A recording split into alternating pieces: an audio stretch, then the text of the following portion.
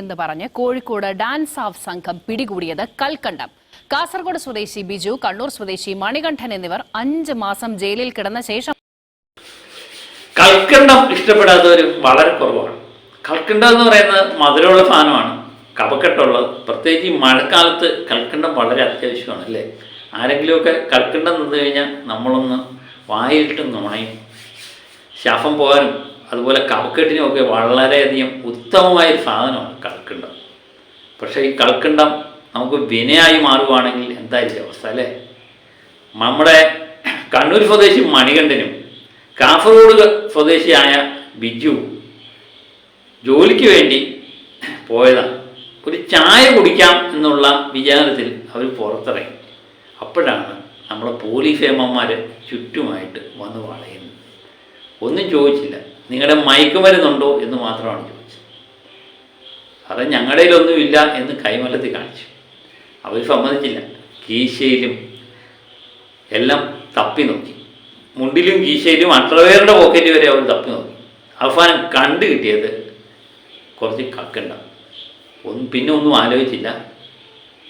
ഇല്ല, സിനിമയിലൊക്കെ കാണുന്നവർ പറയത്തില്ലേ, ഇവരോട് ചോദിച്ചു ഇതെന്താണ്, മക്കൾക്ക് കൊടുക്കാൻ വേണ്ടി കുറച്ച് കൽക്കണ്ടം മേടിച്ച് ഇട്ടതാണ് എന്ന് മണികണ്ഠൻ്റെ സുഹൃത്ത് പറഞ്ഞു. അവർ സമ്മതിച്ചില്ല, ഇത് കൽക്കണ്ടമല്ല, ഇത് മയക്കുമരുന്നാണ്. അവസാനം ആ പേരിൽ കേസ് ചാർജ് ചെയ്ത് കോടതിയിൽ ഹാജരാക്കി. ജഡ്ജിയോട് ഇവർ താണുകയെന്ന് പറഞ്ഞു, സാറേ ഇത് കൽക്കണ്ടമാണ്, അല്പം എടുത്തുനിന്ന് ടേസ്റ്റ് ചെയ്ത് നോക്കിയാൽ അറിയാവുന്ന കാര്യമുള്ളൂ, അല്ലെങ്കിൽ ആ രാസപരിശോധന റിപ്പോർട്ട് എത്രയും പെട്ടെന്ന് വരാൻ പറയണം. ഒന്നും മൈൻഡ് ചെയ്തില്ല. അവസാനം ജാമ്യമില്ല കുറ്റത്തിന് അകത്താക്കി. 1-2 ദിവസമല്ല, 150 ദിവസം. ഈ 150 ദിവസം കഴിഞ്ഞപ്പോഴാണ് ഈ രാസപരിശോധന റിപ്പോർട്ട് വരുന്നത്. അപ്പോഴാണ് ആ രസകരമായ സംഭവം ഉണ്ടാകുന്നത്. മയക്കുമരുന്നല്ല, ഇത് കൽക്കണ്ടമാണ്. എന്താ പറയുക അല്ലേ. ഇതാണ് ഇന്നത്തെ അവസ്ഥ. ഈ കൽക്കണ്ടം മയക്കുമരുന്നാക്കിയതുപോലെ തന്നെ മയക്കുമരുന്ന് കൽക്കണ്ടമാക്കാനും ഈ പോലീസുകാർക്ക് നല്ല കഴിവാണ് എന്നുള്ള പല വാർത്തകളിൽ നമുക്ക് മനസ്സിലാകും. അത് പക്ഷേ രാഷ്ട്രീയ സ്വാധീനവും അല്ലെങ്കിൽ പണത്തിൻ്റെ പുറത്ത് കിടക്കുന്നവരുമൊക്കെ ആയിരിക്കണം. അങ്ങനെയുള്ളവർക്ക് പോലീസ് എന്ത് സഹായം വേണമെങ്കിലും ചെയ്തു കൊടുക്കും. അവങ്ങൾക്കൊരു രീതി, പണക്കാർക്കൊരു രീതി. എല്ലാ കാലത്തും ഇത് തന്നെയാണ്. നമ്മൾ ആരെയും കുറ്റം പറയേണ്ട കാര്യമൊന്നുമില്ല. പക്ഷേ അവസാനം മുഖ്യമന്ത്രിയുടെ ഓഫീസ് ഇടപെട്ടു. ഇത് തന്നെ വലിയ കാര്യം. ഇടപെടാനും കാരണമുണ്ട്. ജയസൂര്യയെ പോലെയുള്ള ആക്ടർ ഇത് ഷെയർ ചെയ്തു ജനങ്ങളിൽ എത്തിക്കുന്നു. ഇങ്ങനെയാണല്ലോ സംഭവം, വൈറലാക്കുക. അപ്പോഴേ അധികാരികൾ അല്പമെങ്കിലും ഉണരും. അവസാനം മുഖ്യമന്ത്രിയുടെ ഓഫീസിൽ നിന്ന് തീരുമാനമായിട്ടുണ്ട്, ഇതിലെ കുറ്റക്കാർക്കെതിരെ അന്വേഷണം നടത്തി നടപടി സ്വീകരിക്കണം. എന്ത് അന്വേഷണമല്ലേ, കൂടി വന്ന സ്ഥലം മാറ്റി. അതിൽ കൂടുതൽ എന്താ സംഭവിക്കുക അല്ലേ. അല്ലെങ്കിൽ സസ്പെൻഷൻ. അത് കഴിഞ്ഞ ശേഷം അവർ ജോലിക്ക് കയറും. ഏതായാലും ഈ മണികണ്ഠൻ്റെയും ബിജുവിൻ്റെയും കാര്യം വളരെ കഷ്ടമാകുമല്ലോ. പുറത്തിറങ്ങി നടക്കാൻ വയ്യ. കാണുന്ന കൂട്ടുകാർ തന്നെ ഒഴിഞ്ഞു മാറിപ്പോവുക. കാരണം ഇവരെപ്പറ്റി പറഞ്ഞേക്കുന്ന കഥകൾ പൊടുപ്പും തൊങ്ങലും വെച്ച് പല കഥകളും പുറത്തിറങ്ങിയെന്നേ. സ്കൂളുകളിലും കോളേജിലും ഒക്കെ കഞ്ചാവ് വിതരണം ചെയ്യുന്നവർ ശൃംഖലയുടെ കണ്ണികളായിട്ട് ഇവർ മാറി. നമ്മുടെ മനുഷ്യന് അങ്ങനൊരു വലിയൊരു ഗുണമുണ്ട് കേട്ടോ. എന്തെങ്കിലും ചെറുത് കിട്ടിയാൽ അവർ പൊടുപ്പും തോങ്ങലും വെച്ച് അത് പറഞ്ഞങ്ങ് പരത്തും. പ്രത്യേകിച്ച് ഇപ്പം സോഷ്യൽ മീഡിയയുടെ കാര്യം, ദൃശ്യമാധ്യമങ്ങൾ 24 മണിക്കൂർ വാർത്തകളുമായിട്ട് നടക്കുകയാണ്. അതിൻ്റെ ഇടയിൽ എന്ത് കിട്ടിയാലും അവർ വാർത്തയാകും. അവരെ കുറ്റം പറഞ്ഞിട്ട് കാര്യമില്ലെന്നേ. നമുക്കും ഈ വാർത്തകളൊക്കെ കിട്ടുന്നത് ഇങ്ങനെയല്ലേ. ഏതായാലും മണികണ്ഠൻ്റെ കാര്യവും ബിജുവിൻ്റെ കാര്യം വളരെ കഷ്ടത്തിലാണ്. ഉള്ള ജോലി പോയി, നാട്ടുകാരും വീട്ടുകാരും കണ്ടാൽ മിണ്ടാതായി. എന്താ അവസ്ഥ അല്ലേ. ആ അമ്മ തന്നെ, മണികണ്ഠൻ്റെ പാവം പിടിച്ച അമ്മ തന്നെ പറയുന്നു, പള്ളിയിലൊക്കെ പോയി കഴിഞ്ഞാൽ ആരും മോഹം കൊടുക്കാറില്ല, എല്ലാവരും നികൃഷ്ട ജീവിയെ പോലെ നോക്കുമായിരുന്നു. കാരണം ആ അമ്മ വിചാരിച്ചത്രേ, ഞാൻ മരിക്കുമ്പോഴെങ്കിലും എൻ്റെ മോൻ മരില്ല, എന്തിനാ അവനെങ്ങനെ നാട്ടുകാരുടെ ആട്ടും തുപ്പും കേൾക്കുന്നത്. അവസാനം ആ പ്രാർത്ഥനയുടെയൊക്കെ ഫലമാകാം.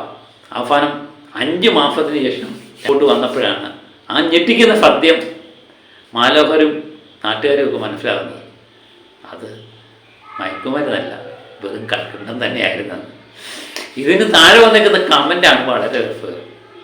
ഈ കൽക്കണ്ടമാണെന്ന് അറിയാൻ വേണ്ടി ഈ 5 മാസം ഒന്നും കാത്തിരിക്കേണ്ട കാര്യമില്ല, അതേലെ അല്പം എടുത്ത് വായിലിട്ട് നോക്കിയാൽ പോരെയെന്ന് എനിക്കും തോന്നുന്നത് അത് തന്നെയാണ്. ഈ കൽക്കണ്ടം മയക്കുമരുന്നും ഒക്കെ തിരിച്ചറിയാൻ വയ്യാത്തവർ ഈ മയക്ക് പിടിക്കുന്ന സ്കോഡിലൊക്കെ അംഗമായാൽ എന്താ അവസ്ഥ അല്ലേ? ഒന്നുമില്ലെങ്കിൽ ഇതൊക്കെ തിരിച്ചറിയാനുള്ള പ്രാവീണ്യമെങ്കിലും ഇവർ കൊടുക്കണം എന്ന് മാത്രമേ എനിക്ക് പറയാനുള്ളൂ. കാരണം അല്ലെങ്കിൽ എത്രയോ നിരപരാധികൾ ഇങ്ങനെ ക്രൂശിക്കപ്പെടും. മണികണ്ഠൻ്റെയും ബിജുവിൻ്റെയൊക്കെ എന്ന് പറഞ്ഞാൽ അവർ സാധാരണക്കാരാണ്. അവർക്ക് സാധാരണക്കാരാണെന്ന് ഉറപ്പാണല്ലോ. ഈ ഇച്ചിരി പിടിപാടും രാഷ്ട്രീയ സ്വാധീനവും പണമൊക്കെ ഉണ്ടായിരുന്നെങ്കിൽ അവർ ഈ 150 ദിവസം ജയിലിൽ കിടക്കേണ്ട കാര്യമില്ല, കിടക്കേണ്ടി വരുന്നില്ല. ഒറിജിനൽ മയക്കുമരുന്ന് പിടിച്ചാൽ തന്നെ അത് കൽക്കണ്ടമാക്കാനുള്ള സാങ്കേതിക വിദ്യയും നമുക്കറിയാവുന്ന കാര്യമാണല്ലോ. അത് നമ്മൾ പലപ്പോഴായിട്ട് കണ്ടിട്ടുള്ളതാണ്. പല നിയമന്മാരുടെ മക്കളും രാഷ്ട്രീയക്കാരുടെ മക്കളും ഒക്കെ മയക്കുമരുന്ന് കേസിലൊക്കെ പിടിച്ചപ്പോഴും അത് കേസേ ഇല്ലാതെ തള്ളി മാറ്റുന്നത് നമ്മൾ കണ്ടതാണ്. ജാമ്യമില്ല, കുറ്റമില്ല, സ്റ്റേഷൻ ജാമ്യത്തിൽ ചെന്നു വെറും പെറ്റി മാത്രം എടുത്ത പല കേസുകളും നമുക്കറിയാം അല്ലേ? അങ്ങനെ എത്രയോ കേസുകൾ. പക്ഷേ മണികണ്ഠനും ബിജുവിനും ചോദിക്കാനും പറയാനും ഒന്നും ആരും ഇല്ലാതായിപ്പോയത് അവരുടെ തെറ്റല്ല, എന്താ പറയുക അല്ലേ? ഏതായാലും മാധ്യമങ്ങളൊക്കെ ഏറ്റെടുത്തു, അതുപോലെ യഫൂരെ പോലുള്ള ആൾക്കാരൊക്കെ ഏറ്റെടുത്തു കഴിഞ്ഞപ്പം ഇതല്പം ജീവൻ വെച്ചു എന്ന് തന്നെ പറയേണ്ടി വരും. മുഖ്യമന്ത്രിയുടെ ഓഫീസ് ഇടപെട്ട് തന്നെ വലിയ കാര്യം. അപ്പം അതിനെതിരെ നടപടി സ്വീകരിക്കണം എന്നാണ് മുഖ്യമന്ത്രിയുടെ ഓഫീസ് പറഞ്ഞിരിക്കുന്നത്. സത്യം പറഞ്ഞ് എന്ത് നടപടി സ്വീകരിക്കാനാണ്? ഒന്നുമില്ലെങ്കിൽ കാഞ്ഞങ്ങാട്ട് നിന്ന് വേറെ എവിടെ തിരുവനന്തപുരത്തൊരു സ്ഥലം മാറ്റും, അല്ലെങ്കിൽ 6 മാസത്തെ സസ്പെൻഷൻ. അതിനുശേഷം അവരുടെ പണി വീണ്ടും പൂർവാധികം ഭംഗിയായിട്ട് അവർ നടപ്പിലാക്കും. ഇതൊക്കെ തന്നെയാണ് നടക്കുന്നത്. ആരോട് പറയാൻ, എന്ത് പറയാൻ അല്ലേ? അല്ലെങ്കിൽ ഭരണം മാറി വേറെ ഭരണം വന്നു കഴിയുമ്പോൾ ആ സ്വാധീനം ഉപയോഗിച്ച് അവർ വീണ്ടും ജോലിക്കുക. അല്ലാതെ ഈ കേസിലൊന്നും പിരിച്ചുവിടുമെന്ന് എനിക്ക് തോന്നുന്നതേയില്ല. ഇനി കോടതി ഇടപെട്ടാലോ? കോടതി തന്നെ 1-ാം പ്രതിയാവുന്ന അവസ്ഥയിലാണ്. കാരണം കോടതിയാണല്ലോ ശിക്ഷിച്ച് ഇവരെ ജയിലിലേക്ക് പറഞ്ഞു വിടുന്നത്. ഏതായാലും ഇങ്ങനെയൊക്കെയുള്ള കാര്യങ്ങൾ ഈ കേരളത്തിൽ നടക്കുന്നു എന്ന് ഓർക്കുമ്പോഴേ നമ്മൾ മറ്റ് സംസ്ഥാനങ്ങളെ നോക്കി പലപ്പോഴും കൊഞ്ഞാനം കുത്താറുണ്ട്. നമ്മുടെ കേരളം 1-ാം നമ്പറാണ് എല്ലാ കാര്യത്തിലും. ഇത് അച്ചട്ടായി മാറുന്ന കാഴ്ചയാണ് നമ്മളിപ്പം കാണുന്നത്. എന്താ പറ്റിയത് നമ്മുടെ കേരളത്തിന് അല്ലേ? ഇങ്ങനെ കുറച്ച് ഉദ്യോഗസ്ഥന്മാരുണ്ടെങ്കിൽ നമ്മുടെ കേരളത്തിൻ്റെ കാര്യം കട്ടപ്പോ. അപ്പം കൽക്കണ്ടം ഉപയോഗിക്കുന്നവരും മേടിക്കുന്നവരും ഒക്കെ ശ്രദ്ധിക്കുക.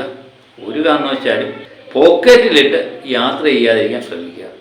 പിടിക്കപ്പെട്ട ജാമ്യമില്ല കുറ്റമോ ഓർത്താൽ നല്ലത്. അപ്പോൾ മറ്റൊരു വീഡിയോയുമായി വീണ്ടും ഞാനെത്താം. Okay, by.